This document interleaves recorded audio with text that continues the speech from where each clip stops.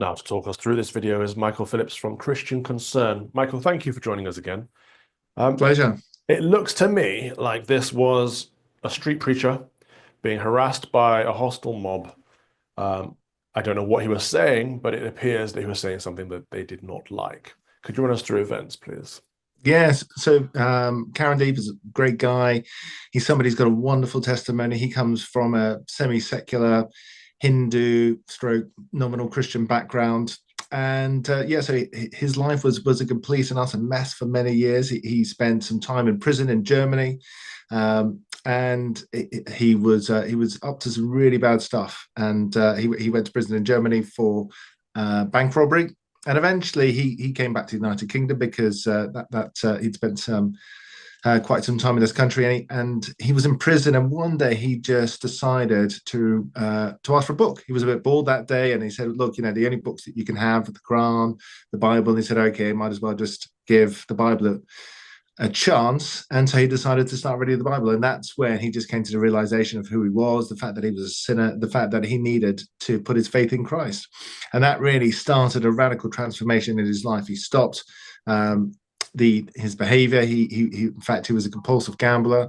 He was addicted to gambling. He gave up bank robbery. He gave up all criminal activity, and he's just gone out. He's gone all out for Jesus. There's no other way to put it. And that's how he spends his life. So he goes from town to town. He goes to church. He evangelizes, and this is just one of those days which he went out. Now, what happened initially is he had a conversation with two men who said that they were homosexuals and they didn't like his sign. And he said, "Okay, that's fine." And what you can see happening is that the sign is grabbed from him, and there's a bit of a tussle that goes on. And eventually they manage to, it separates from the pole. And he has a bit of a discussion with them, and then they move away. And then what then happens is that there's also a conversation between these two homosexual men and also a group of local Muslim folk. And there's a young lady who you can see in the video who's upset because he allegedly said some things about Muhammad. And so the Muslims and this homosexual couple start talking to each other. And then they confront him, as in when I say they, then there's a whole group of people who confront him about what he's been saying about Islam. And he says that, look, I don't agree with Islam. I believe that you're not following the true Jesus. And in fact, Muhammad wasn't a good person. He stood for terrorism. He stood for killing the Jews. And what then eventually happened is that you see him move from left to right, and he's just chased around by this group, this mob. And eventually, a security guard comes over to him and said, "Look, I think things are hotting up here. You better leave town because it's not in your best interest to stay around here." So he leaves town. And you think, well, okay, that's going to be the end of it. But what in fact happens is that he's contacted by the police a couple or so weeks later, and he's called in for voluntary attendance at the police station. They ask him some questions.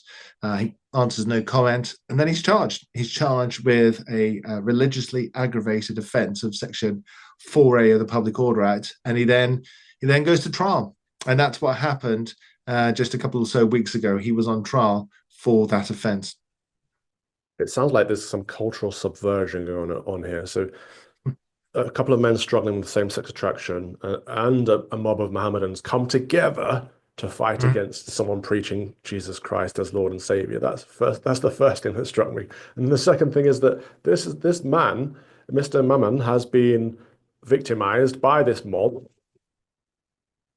Yeah, so he is the one who was assaulted by these two gentlemen, and then he is the one who's chased around, and threats are made to him by this group of people. They were very upset about what he was saying. He didn't attack anybody personally. He didn't pick upon anybody, but he was just preaching Christ generally. And he says his instructions to me were that if you're in our country, would chop your head off if you said those kinds of things. And he said, "Well, why don't you just do it now?" What his riposte was to that. But obviously, he didn't go any further than that. But in fact, he was the one who was charged with the offence. And he elected Crown Court trial. And what happened? The matter was then listed for trial, and he maintained his not guilty plea. And in the end, the Crown Prosecution Service, thank the Lord, decided to offer no further evidence on this matter. So therefore, he was found not guilty. He was acquitted. But the fact that the victim is the one who gets arrested and in trouble in the first place, it shows that something is going on that's inside out in our society. And when the perpetrators are saying things like, "In our country, we would chop off your head," then it's kind of like, well, well, you certainly haven't fully integrated into our culture, because we don't do that. We don't talk about things like that. We don't threaten people in that way for saying things we dislike. So this was thrown out. So this is a win, a free speech win, as the headline says on Christian Concerns Twitter. Free speech win as judge throws out case against prosecuted Christian preacher after mob threatened to cut his throat for criticizing Islam. So we have another win. We have a success. We can celebrate this. Absolutely. Yes, we can definitely celebrate it. And I think that, there was some sympathy in the court with Karen Deep, not just obviously from his own side, but I think that those other people involved in the case could really see, well, is it right? Is it really right that we prosecute the man who ostensibly is a victim in this matter, who's a victim of assault, who's been chased around, who's exercising his right to free speech, who's saying some things that not everybody agrees with. So the basis of the case is that he had said that Muslims are terrorists, and Karen Deep absolutely denied that he said that Muslims are terrorists. What he said was that Muhammad was a terrorist, and so that's what he said. So he drew a distinction between the individuals and the religion, and he absolutely was adamant that he made no personal ad hominem invective towards any individuals who were there.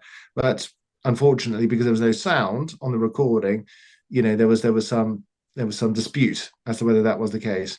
But that's it. It is very much, it is concerning, because obviously we saw recently in Manchester, there was a guy who was prosecuted for burning the Quran in, I think, Manchester city centre. And you think, well, okay, maybe that's not the wisest thing, but why did he get prosecuted for that? If I burn a dictionary, I'm not going to get prosecuted, surely. If I burnt a Bible, probably wouldn't get prosecuted. But it's the fear is that it is a form of blasphemy law which is coming in through the back door. A blasphemy law in favor of Islam against Christianity. We just had another guest on from ADF who was talking about people who've been arrested for silent prayers, and someone who was arrested for holding up a sign that said, "Here to talk if you want." It seems that Yeah. it seems that Christian persecution is growing in this country. Would you say that's the case?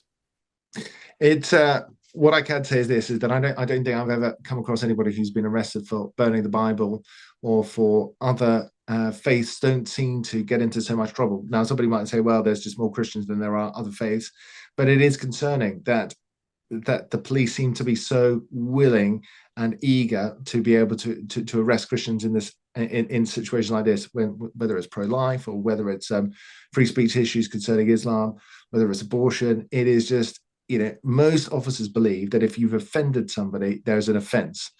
So where there's an offence, there must be an offence that you can prosecute them for, and they just do not understand that free speech permits offence. They just don't get that, and they misquote very often Section 5 of the Public Order Act. I think I may have said this before. They jump to, if somebody's been harassed, alarmed, or distressed, then in those circumstances it's a Section 5, and I said no, it's not. It's only if somebody's been threatened or been abused, and then you've got to go on and consider their free speech rights.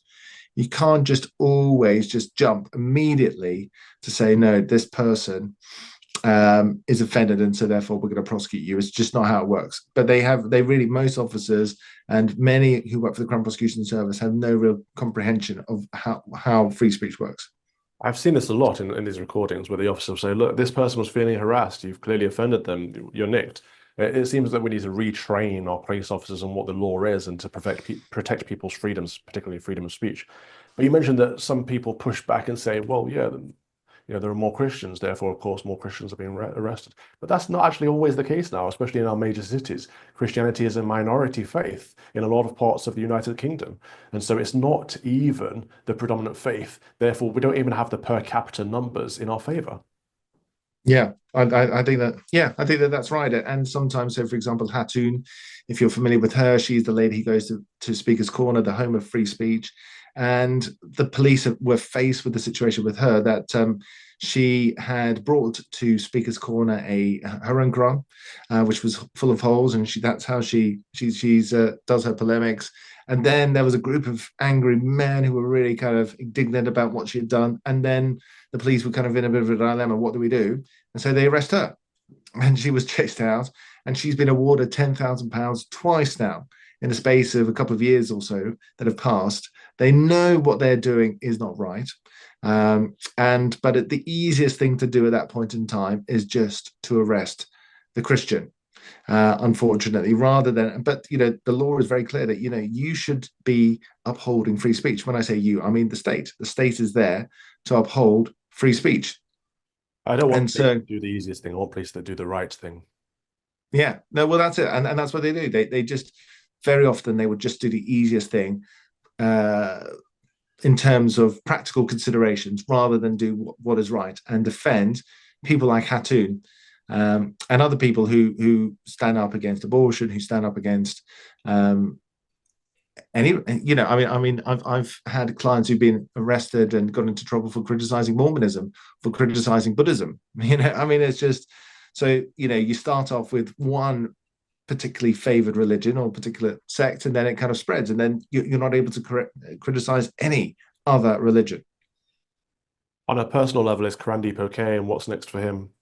Yes, no, he was rejoicing, as you can imagine. He turned up. He had quite a few supporters, and he wants to go on. He's not been deterred. I think he told me that he's been arrested about 20 or so times for the right reasons. I hasten to add, not for the wrong reasons.